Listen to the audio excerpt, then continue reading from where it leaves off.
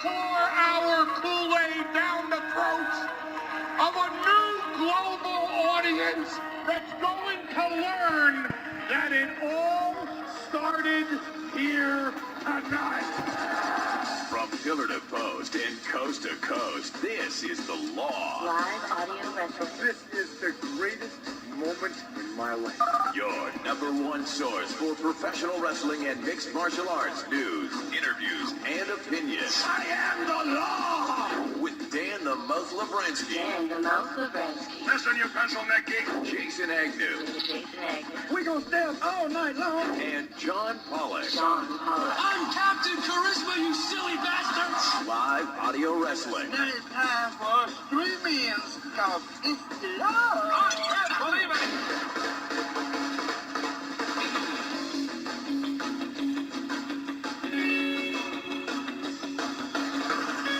Hulk Hogan is back. Bret Hart is back. And now Mike Tyson is back. And who says this past decade was insignificant in the world of pro wrestling? Oh yeah, I do. Hello everyone and welcome to the holiday edition of The Law Live Audio Wrestling. My name is Jason Agnew, filling in tonight for Dan the Mouth Labransky, who's taking some well-deserved family time tonight, but filling his seat from behind the glass comes John Pollock, and also on board tonight, the return of Call Waiting to The Law, answering your phone calls and guiding our ship. But John, let the loyal Law fans know who is on tap tonight. That's right, Jay. It's a holiday, and that means John Pollock is here riding shotgun with Jason Agnew. And tonight, joining us live is going to be the legendary manager, booker, author, and now the executive producer for Ring of Honor. Jim Cornette will join us for his always entertaining and uncensored commentary on the world of professional wrestling. In addition to that, we'll hear from Dave Meltzer, editor of the Wrestling Observer newsletter, to discuss Hogan, Bret Hart, Mike Tyson, and a whole lot more. But most of all, we're looking back at the past 10 years in professional wrestling and want to hear from you tonight. The past decade of professional wrestling, meaningful or insignificant? We want to hear from you because Jim Cornette is surely going to have his opinion, so give us a call. 1-888-9-HARDCORE. That's 1-888-942-7326. Or email in to law@liveaudiowrestling.com. Plus, you can find us both on Facebook or just tap into the Law group and post it up on our wall. We're going to be monitoring it all night long. But now, as the Mouth likes to say, let's get down to it. It's the week in pro wrestling news. Purchased. I own my own competition. Well, Hulk Hogan, The Rock says, how do you feel about headlining one more WrestleMania with The Rock? Oh, my God! Who in the hell are you? I'm John Cena, the new general manager of Raw. His name is Eric Bischoff. We will have a round-robin tournament where we will crown the first ever ex-champion. I'd like to introduce you to my new business partner, Dixie Carter. This, my friend, is E.C.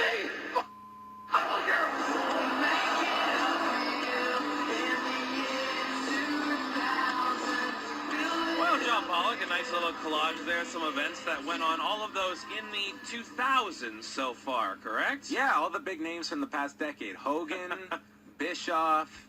It's fantastic. Well, that's what we're talking about tonight, aren't we, John, in the Power Poll? And our topic for all of you callers tonight.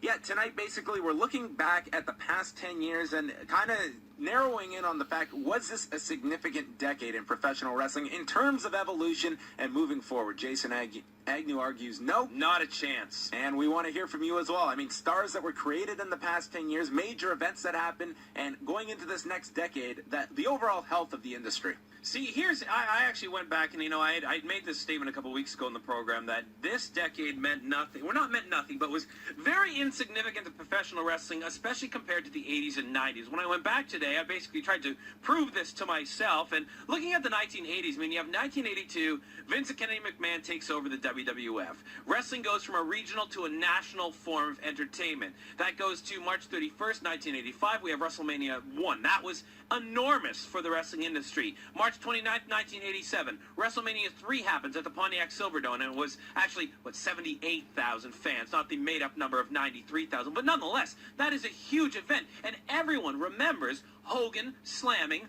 Andre. It was huge. And of course, at that time, Hulk Hogan goes from wrestler to pop culture icon, basically, because everybody knows Hogan from his run in the 80s. If you look at the 90s, you have other significant things that happened. With 1995, Eric Bischoff signs Hulk Hogan, and he goes over to WCW. September 4th, 1995, WCW Monday Nitro debuts and starts the Monday Night Wars. 1996, Nitro starts to outdraw Raw and does 84 consecutive weeks outdoing Raw. Now that keeps going until about November 9th, 1997, when we have Bret Hart's Screwjob at Survivor Series. This in turn creates the Mr. McMahon character, translating to the program with Austin and the entire Attitude Era, with of course ECW thrown in there as well, because Paul Heyman was basically the one that came up with that whole era and Vince just stole it from him. Those are two huge decades for professional wrestling, in my opinion. John? I completely agree in terms of impact in that decade. You look right now, and we'll discuss this more with Jim Cornette. 10 years ago, you had a state-of-the-art developmental system for the WWE where they were creating new stars, and now you look, that Florida territory right now is a disaster, in my opinion, of guys that they're bringing up. And as you look, imagine us doing this show 10 years from now, looking at the next 10 years in wrestling, and there's a good chance that TNA might not even be around. What's going to be the long-term health of the WWE? You see so many guys now that are going the MMA route versus guys who would have gone into professional wrestling had they not had that alternative. And this decade has really been, to me, defined by two things. That's the rise of the UFC, and for wrestling, it's Chris Benoit.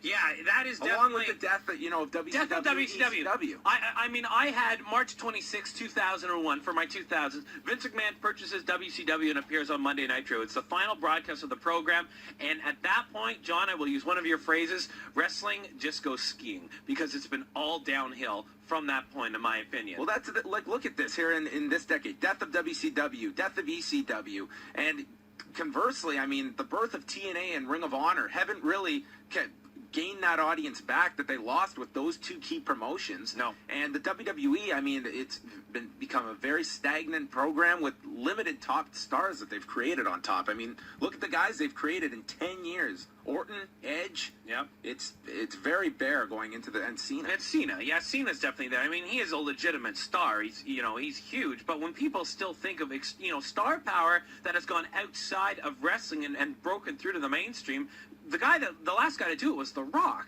right? You had The Rock and Hogan, who are the exceptions. There's been no one, you have, Hogan from the 80s, The Rock from the 90s. There's no one from the 2000s that have really broken through into the mainstream. Cena has not. You can say it all you want that he has, but he has not. Now, conversely, if you look at who is drawing here, it is the UFC. I think the UFC in the 2000s is reflective of what the WWE was in the 1980s. And here's why I say that.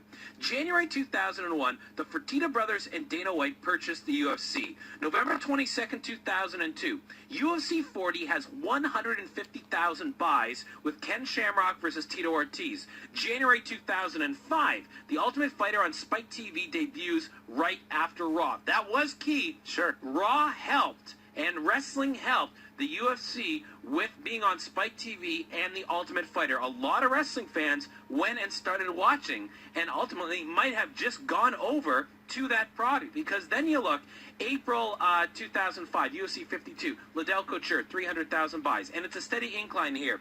February 2006, UFC 57, Liddell Couture 3, 410,000 buys. Then you get into UFC 60, Gracie versus Hughes, 620,000. Shamrock versus Ortiz, 775,000. You get up to December 30th, 2006, Ortiz versus Liddell. Now, I had, on Wikipedia, it said over 1 million buys. Was that right? It was, I believe, it was just under 1.1 million buys for that. So that's great. Then you look at December 2006, UFC buys the WEC. March 27th, 2007, UFC purchases Pride. And finally, July 11th, 2009, UFC 100, Brock Lesnar versus Frank Mir, 1.7 million buys. If there is any company that has done anything in sports and sports entertainment, it is the UFC. Wrestling is nothing right now compared to what the UFC is doing. It's just like, to me, wrestling did in the 80s. And I think you look at the UFC, and if you want to really break it down, I mean, you have two guys with a grudge fighting for a title. It's generally always a clean finish, and the one time it's not, it always props up a rematch. I mean, it's the basic pro wrestling story that's just done legitimately inside of a cage, and they've done this through marketing personalities using the reality show. No one's done pro wrestling in this decade better than the UFC. Completely agree. Now, I know you guys out there, you probably have a differing opinion. If you do, we do encourage you to call in. It's 1-888-9-HARDCORE. That's 1-888-942-7326. Jim Cornette is going to be on the program later. We'll get him to share his opinion. Dave Meltzer is coming up as well. Again, we're going to talk to Dave about this, too. It's the end of a decade. Is it the end of an era? And what's to come in 2010 and the next decade? Are we basing it around, I mean, you look forward, Hulk Hogan, Bret Hart, Scott Hall is coming back to TNA, Mike Tyson. These are guys that you're talking about in the 90s, not the 2000s. But you guys have your opinion. Let's get you on the air. We're going to start with a lady who wrote in and defended her points a couple weeks ago, and we talked about it. And that's Stephanie from Winnipeg. Stephanie, you are polar opposite to me on this one from your email. I most certainly am. Good evening, gentlemen, and first of all, a Happy New Year to everybody at the law. In my personal opinion, to say that what happened in the last decade as compared to the 90s is worth less is something I could never really agree with. Now, this is the decade that I turned smart. I became a smart fan. But when I look at all the happenings throughout this decade, the rise of TNA and ROH, the fall of ECW and WCW, the rise of the internet being the way we get our news, and the fall of what's left of kayfabe. You know, all of those... Stephanie, I'd argue the internet was the 90s. I mean, this program started in 99, so you're looking at the 90s. 97, sorry, 97. So I mean, that was when kayfabe broke through for the Attitude Era. So there's no way you can put that into the 2000s. That's a very good point, but you're arguing against yourself with it. Well, on top of that, though, we also had the greatest pay-per-view of all time in WrestleMania 17. We had the perfect three-way match between Joe and AJ and Daniels at Breakable 2005, and no other decade where you can say that you saw a fitness model turn into a legend. Trish Stratus became the ultimate women's wrestler.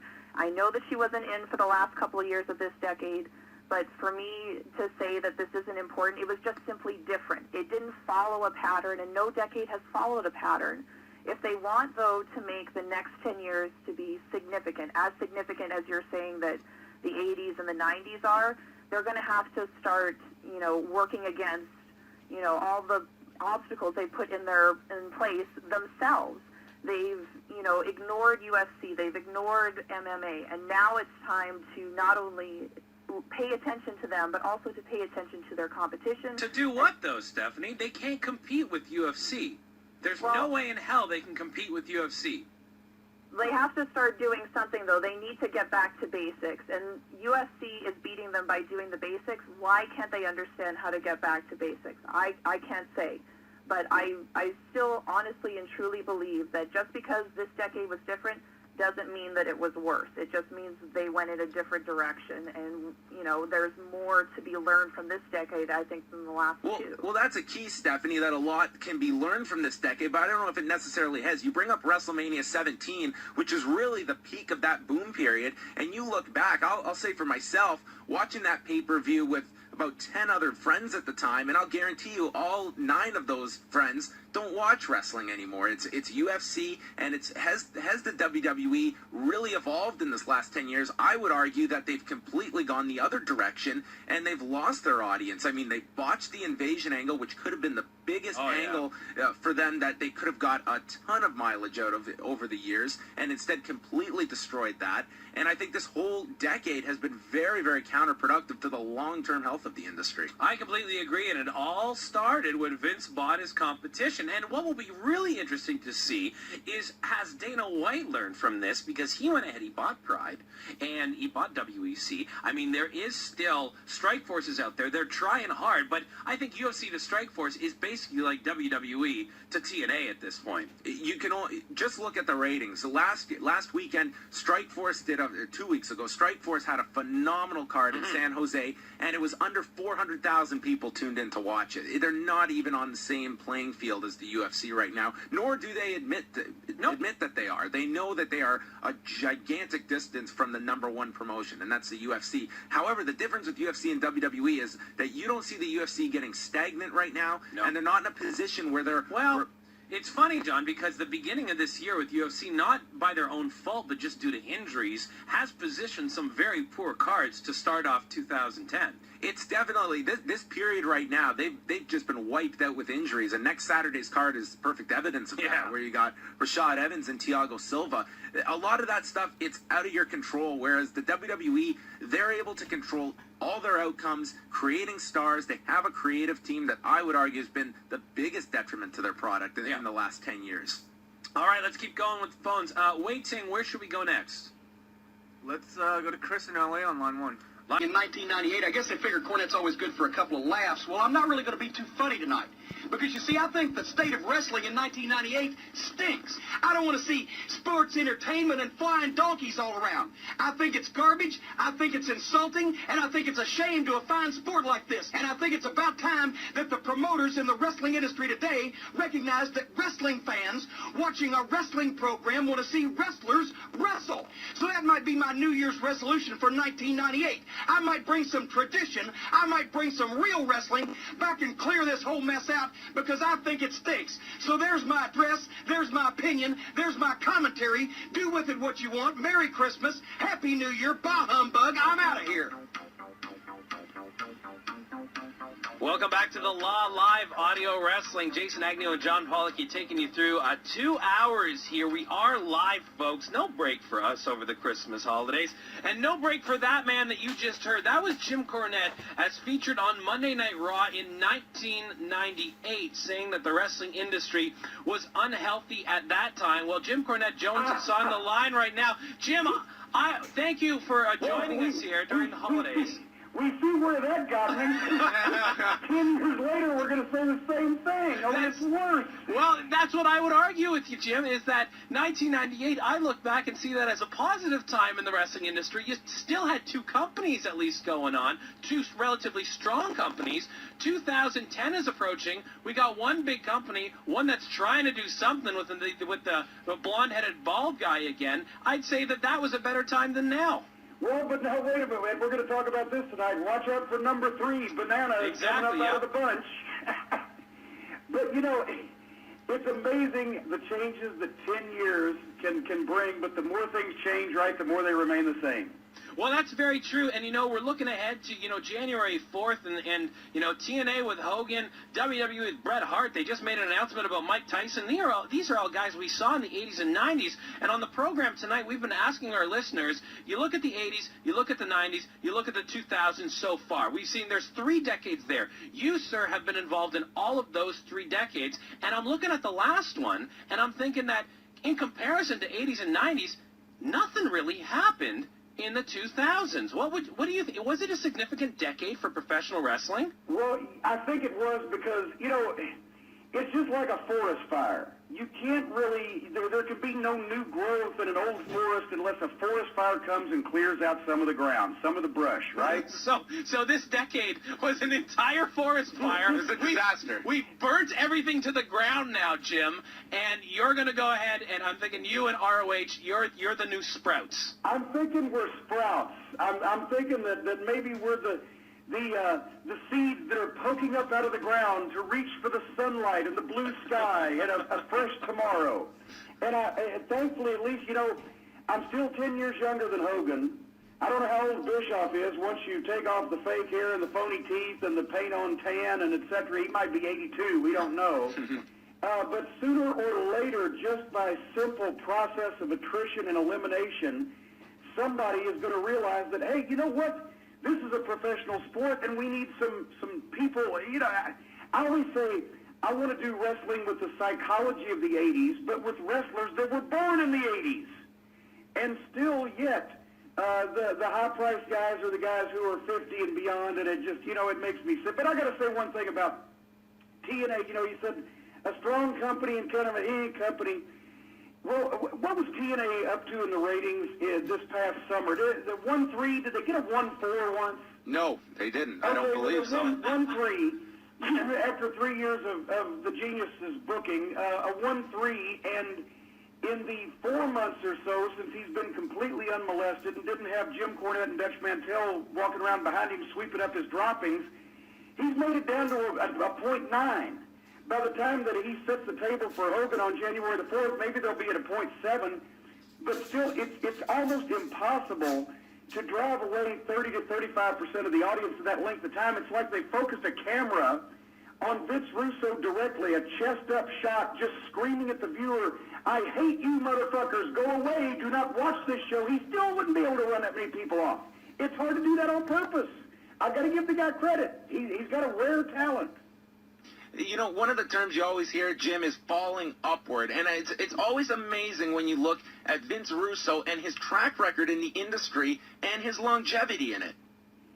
Well, he's a very good salesman for himself. He can't sell a wrestling ticket, but he can sell himself. And we don't have enough time on the program to figure out exactly how he does it, because I've been asking people for years and years.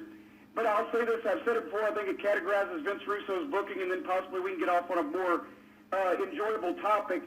Vince Russo is the only booker I've ever seen that he doesn't get people over, he gets people under. It's an amazing skill that he has acquired. And yet, but everybody else, it's all their fault. Everybody else is wrong. Bret Hart's wrong. Jerry Jarrett's wrong. I'm wrong. Everybody who says Vince Russo is a complete blithering fucking moron and a waste of human flesh, they're all wrong. If only standards and practices wouldn't tie his hands. If only the boss wouldn't tie his hands. If only somebody else wouldn't tie his hands and screw up his grand plan, then it would all be roses and flowers, and we would kiss each other on the cheek and walk off into the sunset. He's a fucking idiot. Let's just come out and say it. Vince Russo is a fucking idiot.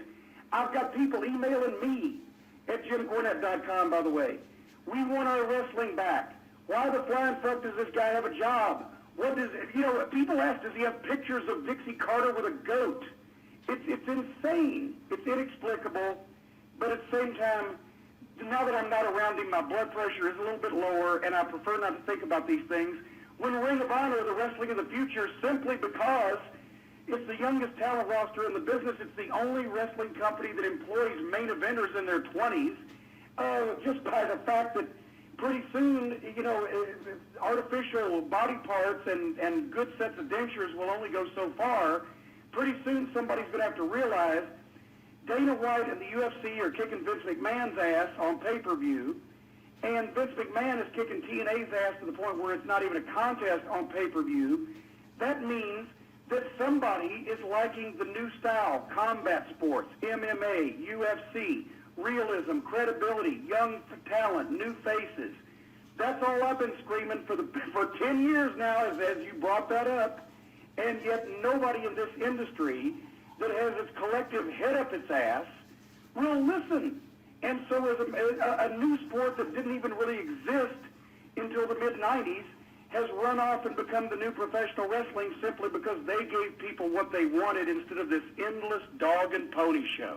And you bring up, Jim, about, you know, Ring of Honor cultivating younger talent and finding new talent. And we look 10 years back, and that was when you were right in the middle of Ohio Valley Wrestling, which at the time, you know, a state-of-the-art developmental system. And a scary thought now is we're at the end of the decade is looking 10 years into the future. I mean, where is the new talent going to be coming from? When you look at the WWE, I mean, the Florida project to me has just been a disaster at this point. Well, Laurinaitis got Vince McMahon to agree to spend several $1 million so that all of his friends could have jobs without having to move. That's how Florida Championship Wrestling came into being.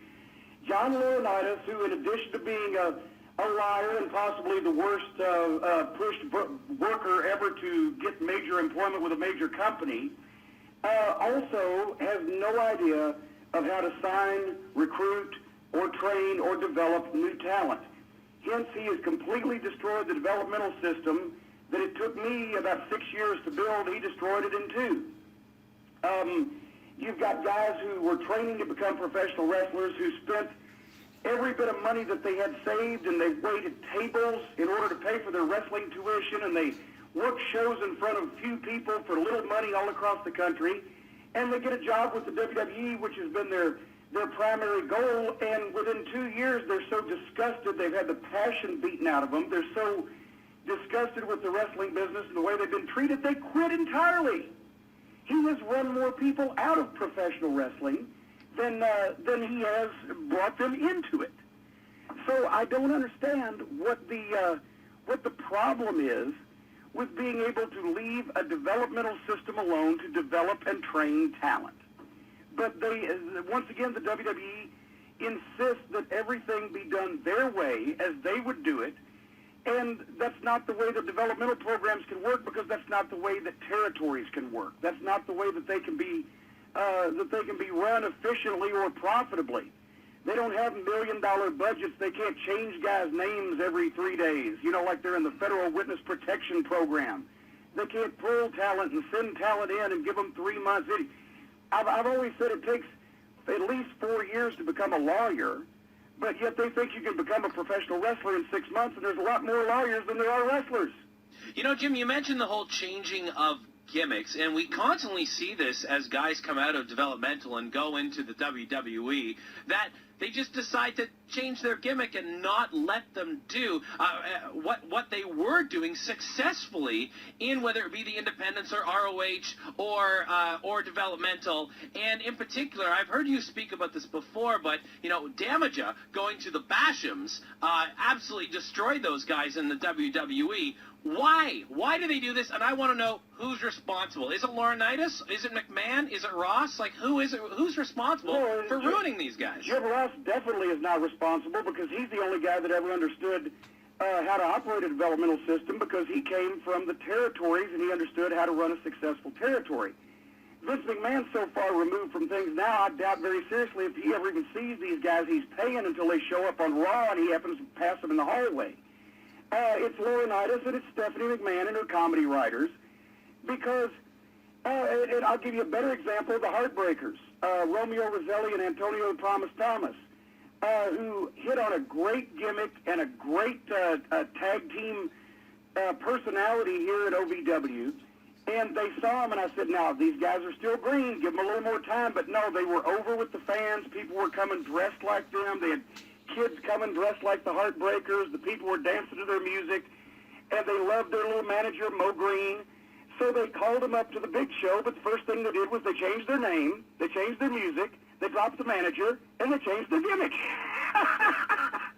And then they got mad because the guys didn't get over.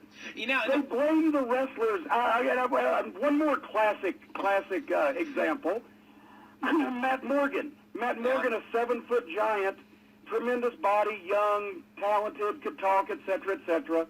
They brought him up twice. They gave him bad gimmicks both times. Then they let him go because they said the writers didn't have anything for him. And Kenny Bolin down here in Louisville heard this. I don't agree with Kenny Bolin on a lot, but I agreed with him on this. He said if the writers couldn't find anything for the guy, fire the fucking writers. Morgan is a talent. I mean, he is in TNA now, and hopefully there's better things to come for him there. But in particular... Well, I don't know, because now Vince Russo's in charge of his destiny. Well, now what's your... I would hate to be Vince Russo. I would hate for Vince Russo to be my only life preserver if I was on the deck of the Titanic, I'll tell you that. Well, it's Vince Russo. It's almost for him right now, it seems like he's on the Titanic, because to me, it just seems like a powder keg with him being in any involvement with the Hogan and Bischoff faction. Well, that's what I love about corporate wrestling. Everybody hates everybody else. Nobody trusts anybody else, and I have a whole lot less heartburn when I'm not involved in it. All right, let's go to the phones because we got peeps that want to chat with you, Jim. Wade, where are we going first? Let's go to Paul Lazenby on line 2. Oh, wow. Line 2. Hi, Paul. Hey, how you doing, guys? Good. You got a question for Jim? Yeah, definitely, Mr. Cornette. First of all, thank you very much for coming out with Midnight Express book, man. Lance Storm gave it to me as a present, and it's one of the best damn books I've read all year. Oh, thank you very much. I appreciate it. I've got a lot of good feedback on it. Yeah, so my question is, and it's something I've discussed with Lance, actually, is you seem to me to be the guy who's got the mind and the ability to do more for wrestling at this stage of the game than anybody else. Anybody else that has a good booking mind seems to have their hands tied. However, we are in an age where kayfabe is dead and buried, so what do you think the key ingredient is for a booker to bring wrestling back into wrestling with the element of the crowd kind of believing what's going on now gone? Now we have smarter fans. How do you bring back some of what made wrestling great into the business today? Well, one thing, first of all, when you have smarter fans, you just need smarter bookers. Secondly, it's not that the fans are smarter, therefore they won't enjoy a wrestling presentation that makes sense, that has logic to it, that concentrates on something that people can believe. It's just that we now that we have, and Russo's a classic example, but there's so many others that read the internet and say, okay, well, everybody knows everything. I guarantee you, the people reading the internet that know everything, they're going to follow a good wrestling program, whether they know what's at the root of it or not. It's the guy at the Shell station in Des Moines that doesn't give a shit and doesn't have time to study wrestling and doesn't really know what's going on. If he sees a program that makes sense, that has a guy that he's predisposed to dislike and a guy that he's predisposed to like, same as a UFC fight, he's going to watch that and he's going to want to see one of them win. That's all it takes.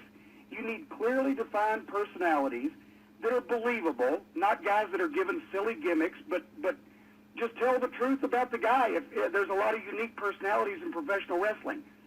You manipulate them into a situation where they have a confrontation and they're going to have a fight, and you want to find out who's going to win because you make it mean something. It's an education process for the audience. We're not asking them to believe that everything's as serious as a heart attack and that they're trying to kill each other, because that pretty much is gone anymore. However, if you insult people's intelligence by having this long, drawn-out soap opera story that nobody can possibly believe, spouted off by guys who are reciting lines that have been written for them that clearly does not come from their mouths or their brains, and that they clearly don't believe because they can't make anybody believe this, that's what you've got. Is you've got a TV show that you might watch for free if you don't have anything better to do. You know, Jim, you just brought up the internet fans there, and maybe the organization's, putting too much credit to what the internet fans know versus what the common fan knows. And, this is one of many Russo's downfalls, that he always used to do that. In particular, in my opinion, it looks like the WWE is going this way as well, because Bret Hart is set to be the GM on Raw on January the 4th. And I wanted to get your perspective with two things here. Number one, do you think current common fans are going to remember 97 and Bret Hart? And number two, your opinion on Bret actually going back and doing this. Well, I think, number one, yes, people remember Bret Hart because, if you're a baseball fan, you might not have seen Mickey Mantle play, but you've heard the name. You know he was a great. Secondly, I don't know that they remember or put as much stock or as much weight in Montreal as everybody in the business does. So I think that's kind of specious at best. Thirdly, I guess I'm the only person in the world that in the wrestling business that when I say never, I really mean never. I know I'm being broadcast out of Toronto, so I'm going to tread lightly. I have nothing bad to say about Bret Hart as a wrestler or as a person, but it confounds me. I'm not talking about the win or loss or double cross of a wrestling match with what the WWE in my mind is responsible for that's happened to his family. I don't need to go any further, be more specific. That's a bridge that I wouldn't cross again. And yes, I know that Vince Russo was primarily responsible for what happened to Owen, because he's the moron that sent him up there. It wasn't enough that Owen was one of the most talented wrestlers on the roster. He had to be a superhero gimmick because it was funny, and wrestling's not enough to get over in this day and age, and blah, blah, blah, blow it out your ass, Vince Russo. You know down deep it was your fault. But still, Vince McMahon was the boss of the company. Vince McMahon could have said, no, don't send the guy up in the ceiling and drop him 100 feet. Vince McMahon could have actually had somebody that knew what they were fucking doing to do it if they were going to do it. The whole thing never should have happened. But for Bret, I know Bret is protective of his legacy, but he's got a great legacy. There's some things they killed my business in Louisville, and I'd never have anything to do with them again. And that's way short of what they did to his family. So anyway, Bret can do what he wants, but I don't get it. As we switch over, Jim, and chat more about your role in Ring of Honor right now, it was pretty much seamless, just the transition for you leaving TNA and moving over to Ring of Honor. Was there any hesitation on your part about getting back involved with another promotion? I mean, after the stay in TNA, was there a part of you that just wanted to say, hey, I've had my fun in pro wrestling. I just like to sit back and rant against the Republicans online. And I still do a lot of that. No, the hesitance lasted about 12 hours from the time I went to bed the night I got fired until the time I woke up the next day and took Kerry Silgan's phone call. I never would have left Ring of Honor to begin with. Back in 2006, there was no heat and no animosity, and I didn't leave for any other reason than I just couldn't make those trips and make TNA at the same time. And then they got the pay-per-view deal, and it became, contracts, exclusive, etc. I went to TNA, as I explained on my Cornette's commentary on JimCornette.com. I don't think I plugged that in the last 3 minutes. I went to TNA because Dutch Mantel had been calling me and asking me to, and I wanted to keep Vince McMahon basically from having a monopoly on the wrestling business, and it looked to me from the outside like TNA had the best chance to do that. And 3 months later, they hired Vince Russo.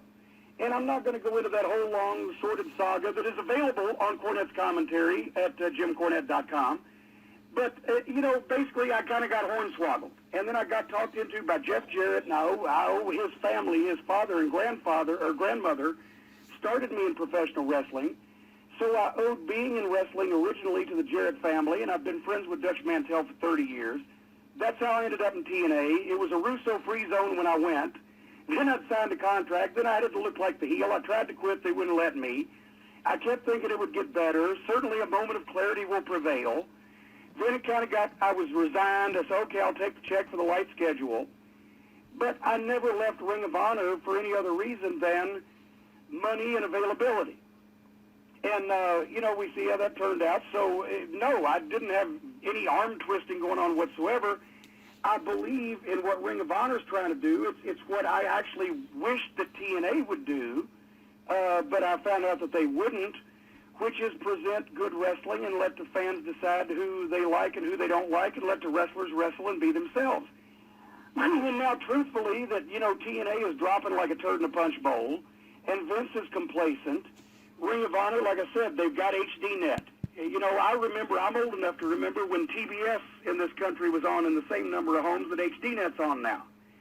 And they've got television, they've got a fan base, they've got a name, a brand name. They have a lot of things going for them, and they are most suited, in my mind, to transferring over to the audience that likes MMA and UFC, because it's a whole lot more similar product than what people are getting from either WWE or TNA, and everybody still has all their original body parts. So, it's a great fit, and if I can help them, I'd rather help a small promotion get bigger, if it's possible for me to do so, than sit back and take a big promotion's check and watch them get smaller because they're just so fucking stupid. Now, Jim, you're executive producer of the organization. Now, I, as well, am an executive producer of, a television station out here in Canada. And in a smaller organization, that means you're doing pretty much everything. Or at least that's kind of what I do here. So what exactly is your role with Ring of Honor? Well, I'm not by any means doing everything, but I'm allowed to give my opinion on everything. But don't you do that anyway, Jim? I'm sorry? Don't you do that anyway? Well, but these people actually listen to me. Oh, there's the difference. Gotcha. See, that's the big difference. Yeah. The thing is, I started in September at New York City, made the announcement, went to some house shows in October, did my first TV taping in November in Philadelphia, and really I'm just getting my feet wet so far, but what my mission is basically to Adam Pearce, who's the booker, has done a great job. I have a lot more experience just because of my advanced age, writing television for national companies and for regional companies. If I can help him with some old tricks of the trade of how to bring out the guys' personalities, or how to format things so it's a more exciting show. They've already got the content. They just need to fiddle with it a little bit. I've been able to contact some of my friends who are equally as disgusted with sports entertainment and who have a lot of experience in professional wrestling, whether it be live event promotion, or whether it be television broadcasting, or, what have you, and try to get their input and bring them on board. As an on-air personality, I've had a lot of experience with, the figurehead authority role, but the general managers are old and tired, and the commissioners are old and tired. But as executive producer, when I go on television and make a match, I'm making the match because I'm the executive producer. Or if I lay the law down, it's intriguing because it's kind of a work, but it's really not a work. And basically, any way that I can take my 30 years experience in pretty much every facet of this business and try to help them take the assets that they've got and go to the next level, that's what I'm going to do, because wrestling in some form or fashion, professional wrestling, will always survive because, just like P.T. Barnum said 150 years ago, if you want to draw a crowd, start a fight. Conflict, whether real or manipulated, choreographed or legitimate, whatever, conflict between interesting and unique personalities will always have an audience. It's just that wrestling has lost its way at the same time as UFC has shown people, they're not doing anything that professional wrestling promoters didn't do in the 1950s before television made everything, the attention deficit disorder. You can go back and watch Luthez and Vern Gagne, which I did the other night, in a world title match from Chicago in 1952, and except for the differences in the rules and the fact that shot in black and white on 16-millimeter film, you can't tell the difference from a grappling match in the UFC. And it's just that UFC is advancing on speed search because now everything's in high def and live TV and instantaneous pay-per-view. But they are professional wrestling in the way they market the fights, in the way they market the personalities. It's just professional wrestling that nobody's seen in 60 or 70 years because it's the pre-television era of wrestling. But it's all about selling tickets to seeing guys fight. And whether it's real or not is number 5 on the list of why it's over. Right now, they're doing professional wrestling better than professional wrestling is doing professional wrestling. Let's go to a few more calls for Jim Cornette here. Wait, who do we got on the line? We got Mark from Grimsby on line 4. Line 4. Mark, say hello to Jim Cornette. Hi, Jim. How you doing? Hey, how are you? I remembered seeing you back when WrestleMania came into Toronto in 2000, and I had a great time meeting you there. My question is, I saw you on the internet doing the YouTube video there with the Compact Zone Wrestling angle there. Now, that was kind of fun. Oh, yes, the Ring of Honor in 2006. Yeah. I was wondering, can that sort of thing happen nowadays now with the current TNA product and WWE? I see them now, and it seems like they can't even get it right. Well, what type of thing do you mean? I think he means doing kind of an invasion angle, so to speak, or just doing the interpromotional thing, which I thought Ring of Honor and Combat Zone, that angle was just put together really, really well. Well, and see, here's another thing. The reason why that got over and appealed to the fans was because they could tell I was telling the truth. I hate hardcore wrestling. I think it's the most ludicrous, ridiculous, stupid thing for anybody to not only to participate in it, but for anybody to pay money to see it, or even for anybody to see it for free. It's ridiculous. It doesn't take any talent to bash each other over the head with broken glass and thumbtacks. It's ludicrous. It's really, that's another thing that's hurt pro wrestling's credibility and its public image. Look at the movie The Wrestler. I went into a 3-day depression after seeing that thing. But, it was real because a lot of the Ring of Honor guys felt the same way. They felt that those other guys were beneath them. I certainly meant pretty much everything I said, but we were able to do it in a working context. To answer your question, it can't really be done with the major leagues these days because no company is going to work with another company that they feel are competition, which is one of the reasons why wrestling is so stagnant, because you sign guys up and they're there for 3 years, 4 years, 5 years, and they can't go anywhere because if they go anywhere, they'll be signed by somebody else and you can't get them back. So they stay and stay and stay. That's why wrestlers' careers used to last 25 years, and now they last 5, because they get so old and tired and worn out in the same place doing the same things with the same people. So that's another victim of corporate wrestling. You can't have interpromotional rivalries or angles or feuds because nobody will work with each other. Wait, let's go to another phone call. Chris from Milton on line 1. Line 1, Chris, what's your question for Jim Cornette? Privileged to speak with you, Mr. Cornette, and I just wanted to ask, one thing that I miss as a fan, I'm 36 years old, is the prominence that tag team wrestling had, and I just wondered what your thoughts were on how that has contributed to the garbage we see on TV today. Well, I get asked that so much, and obviously, as, manager of one of the great tag teams, either Bobby Eaton and Stan Lane or Bobby Eaton and Dennis Condrey, either version of the Midnight Express, the problem is twofold. Number one, Vince McMahon, as the industry leader, does not feature tag team wrestling. If he does, it's a tag match with 4 single individuals put together for a big match. The tag teams are not featured in the money drawing position. Secondly, the reason why there aren't a lot of great tag teams anymore is because teams used to stay together from territory to territory and year after year. And the Midnight were together, in one set or another for 7 years. And many of the great tag teams, the Kangaroos, were together for 15 or 20 years in their various incarnations with Al Costello. You only get experience in being a great tag team. Look how long the Rock and Roll Express have been together on and off most of the time.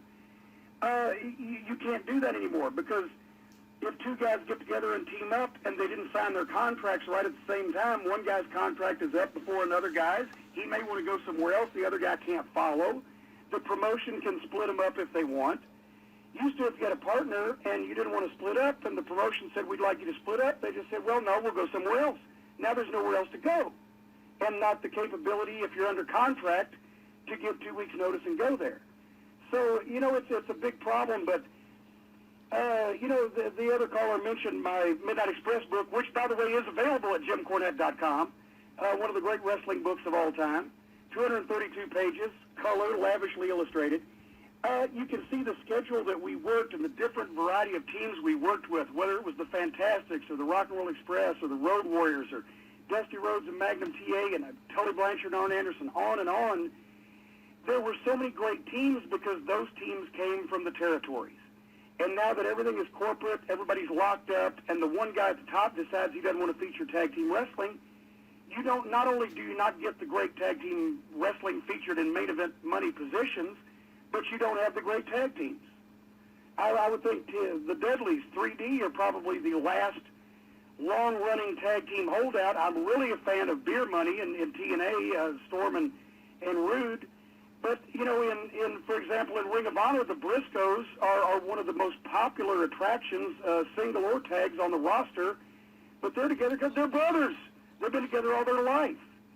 So, you know, it's a big mountain to overcome, but people love tag team wrestling, and, you know, they just don't get to see it often enough. But there have been some great tag team matches in Ring of Honor this year, and I'm looking forward to working with a lot of those guys. Maybe not the Bucks so much anymore, just no. About that, but I'm sure they'll be back, Jim. You see, that's another thing. Some of these guys, they think, well, I'm young and I want to make a lot of money, but I think they're going to find out that, you know, maybe the grass was greener because it was over the top of the septic tank. Jim, going forward here, we are going to go back to the phones in a sec, but I did want to ask you a little bit about ROH. December 19th, you guys had Final Battle, which was your first internet-only pay-per-view. What's the feedback you've been getting from that? Because we heard there were some tech problems there. Yeah, and, you know, I just learned how to send an email last April, so I'm the last person to consult with on internet technology, but it was the first time that Ring of Honor had taken that step and gone to an internet pay-per-view, and I haven't heard the word whether the Go Fight Live people, you know, what they assessed the problems. There was a blizzard outside. There was a foot of snow in New York City. There were audio problems. There were delays. You know, the first time you do something, especially under trying conditions like that, you know, you're liable to have problems. But at least we've got that one under our belt so we can identify the problems, correct them for the next time. It's going to be an ongoing thing because it was a tremendous success from what I understand, both from the Go Fight Live people and also from the Ring of Honor people. So it's just, you know, it's one of those things that you've got to work these bugs out. And I expect the next one, and I think Ring of Honor will probably put 4 of these or so a year up, you know, major events from different locations. I'd love to do one from Toronto. I'm looking forward to going to Toronto, you know, as soon as possible with Ring of Honor, because that's, besides New York, the number 2 market right now for live events for Ring of Honor. So I think that, you know, as it goes forward, not only are more people going to find out about them, but also the technology is going to get a little sharper, and everybody's going to learn their lessons. If you happen to be here on a Sunday night, Jim, you're welcome to join us in studio. 2 hours, Jim, uncensored. 2 hours just for you, uncensored. If you are in on a Sunday night in Toronto, by all means. Well, hey, if I'm there on Saturday, I might have to stay over. You never know. Sounds good. But as far as Final Battle, the event goes, I've gotten a lot of good feedback. The Briscoes, of course, match with the Wolves was tremendous, and a lot of people were really into Chris Hero and Eddie Kingston, and the title match, Aries and Black, I think the word they used on the Ring of Honor website was polarizing. The people who liked it loved it. The people who didn't like it hated it. A lot of that could be attributed to Aries putting on his track shoes and running from the guy when he finally, you know, when Tyler finally got his showdown. But at the same time, I've had people who have been watching wrestling for 20 years who said, you know, geez, I've never seen that much action in a 60-minute match before. And a lot of people said, well, you know, we never get the good old hour draws like we had back when Flair was champion. And then they get one and they say, well, the match was too long. I think part of the reason some people thought the match was too long was because there was a foot of freaking snow outside, and they were worried about whether they were going to get home or not. So I think overall, I think it was definitely an attention getter, and that's what you want, is you want attention. So all in all, I think it was a positive. It sounds good, and we're definitely looking forward to see more of those happen with you working with ROH now, Jim.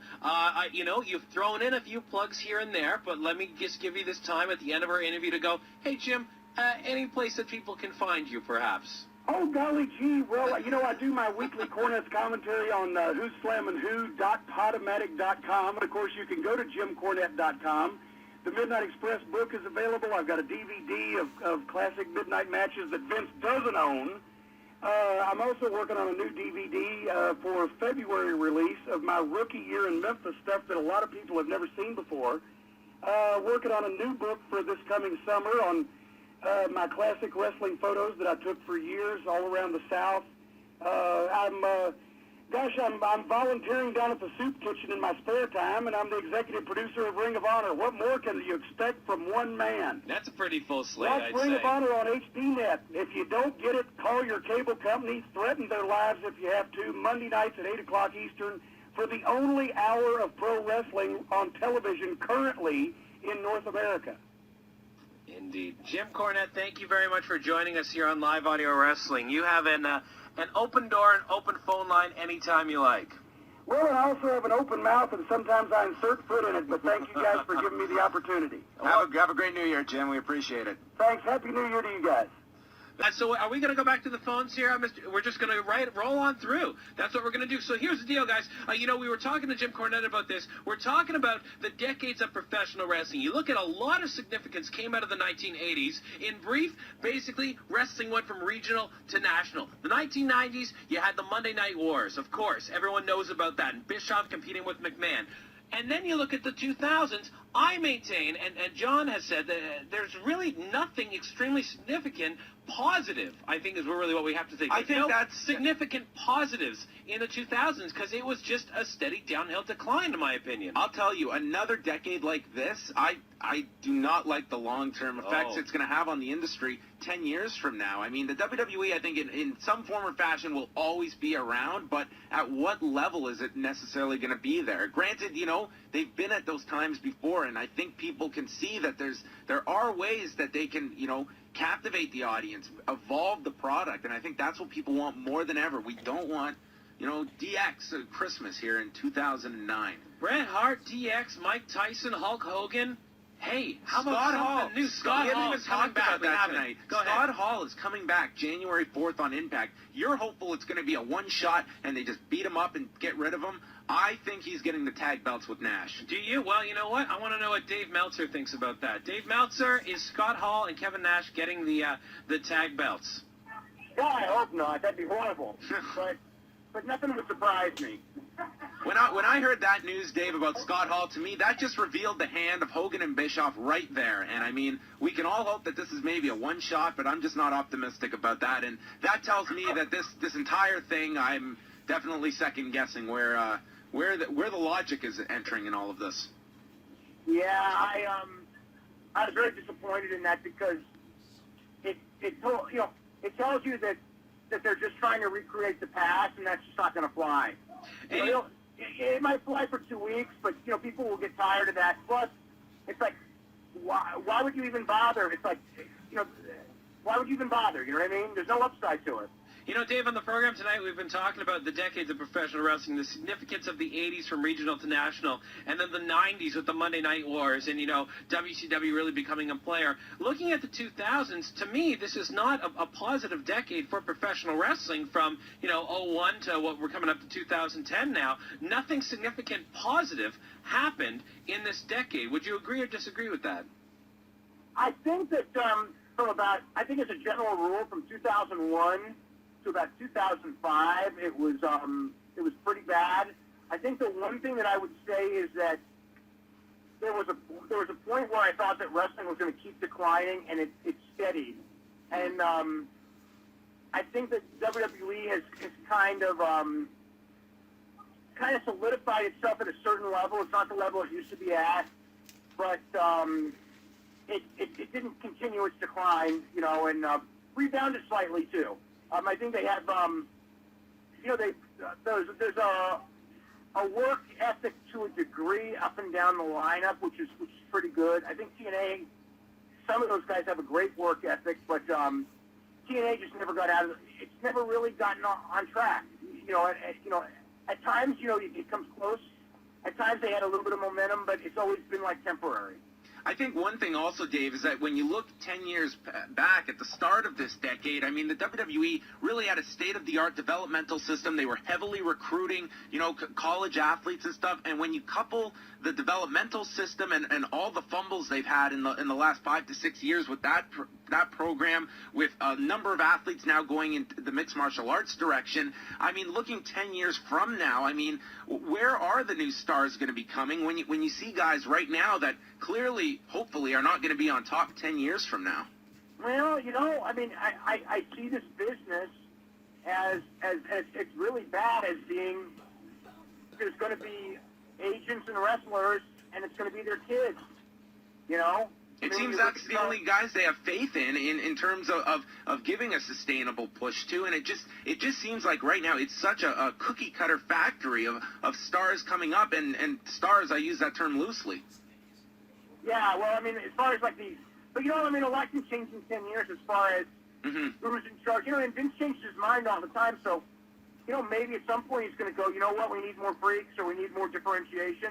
Maybe not, I don't know. I mean, but yeah, the developmental thing was, there was definitely a lot of damage done in developmental, and I think they're just learning that now. They are starting to recruit a little bit, but yeah, they spent all those years not doing it, and that's one of the things they're paying for now, and that's one of the reasons why you see like I think you're seeing like with Sheamus and with Drew McIntyre, the idea that we've just got to make new stars whether they're ready or not. Dave, talking about the everything old is new again mentality, looking forward to January 4th, we're going to see Bret Hart. January 11th, it looks like they're going back to the well with Mike Tyson again. How did this come about? I think that, Mike Tyson hasn't been on TV a lot, and they were looking at fighting UFC, and that was the name they came up with. I think it's an intriguing name. I think that they did a pretty good job, in a sense, but, the one side of it is good, but what's going to happen is they're going to kill Spike TV both weeks in the ratings. So it'll look good, but at the same time now they can never say that we don't worry about those guys and we don't select those guys because they select both of them. Now, Dave, looking ahead to Raw tomorrow night, I mean, how important is this in terms of setting up the Bret Hart return? Because I think right now they're really relying on fans knowing the Montreal story, which hasn't been brought up, and it just seems a week out. I mean, maybe they'll hit a home run tomorrow night, but in terms of setting up this return, I mean, this would be quite a big one if they end up botching. Yeah, well, I wouldn't have expected them to do anything other than the quick teases until this Monday because it's just the nature of how they do their business. But yeah, you're right. Monday's show is very important. If they get the story told, then it'll be big. And if they botch the story, I think his return will still mean something. But yeah, it won't mean what it could. And it probably, I mean, the thing is, if his return was a one-time thing, that'd be one thing. But they're looking at to kickstart a big WrestleMania angle. So they need to get that Montreal story told, and that's going to be interesting too because that's going to inflame people because I just don't see them telling the Montreal story, telling the full story, if you know what I mean. Yeah. Absolutely. Now, looking forward to that though, you have Bret on January the 4th, and then Tyson on the 11th. So, how do you know how that's going to work with Bret? How is he staying in the picture if he's merely coming back and being presented as a guest GM? I don't know. I mean, I'm sure they'll shoot some angle to keep him coming back. Now, also, Dave, what kind of is the vibe you're hearing in terms of the creative end here? I mean, I know that you've talked a lot about kind of the Triple H influence that I think everyone is going to be keying in on. I mean, is creative like 100% behind this angle, or is that going to be a huge? I mean, undoubtedly, it's going to be a huge factor in whether this thing succeeds or fails. Yeah, well, I think that we're gonna know about that on week 2. Week 1, I think everything will be fine. Week 2, I think it'll be the one thing they're not good at is they're not good at poker facing. It's like when they lose interest in something, it hits you in the face in week 2. So So we'll know in week 2 where that's all going.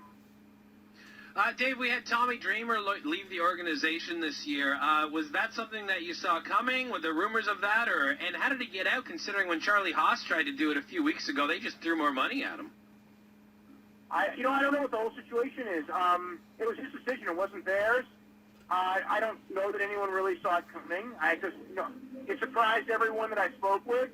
And as far as I don't know what he signed as far as his release went. Obviously, I would presume he would sign something in his release that he was only going to work indies, or they would not have released him. That's my assumption. Whereas with Charlie Haas, I think that it was a completely different deal. He wanted to leave and go to TNA. That was his deal. Gotcha. Dave, we're going to wrap up for this week, but what's coming up in the newsletter? What can people look forward to? Kind of like a business year in review, and got the story on the retirement of Don Fry. Going to have a story on the shooters, the 1960s. So finally, after all these months, I got to part 4 of that story. Excellent. I thought I was going to be done with by the end of the year, and it probably won't be done with by the end of next year. All right. Well, thank you very much for joining us once again, Dave. Have a happy new year, and we will talk to you next Sunday on this program when we are doing a 3-hour show as well. Okay, cool. Cool. We'll talk to you then. That is Dave Meltzer from the Wrestling Observer Newsletter, guys. And you can check over newsletter, guys. And you can check over newsletter, guys. And you can check over newsletter, guys. And you can check over newsletter, guys. And you can check over newsletter, guys. And you can check over newsletter, guys.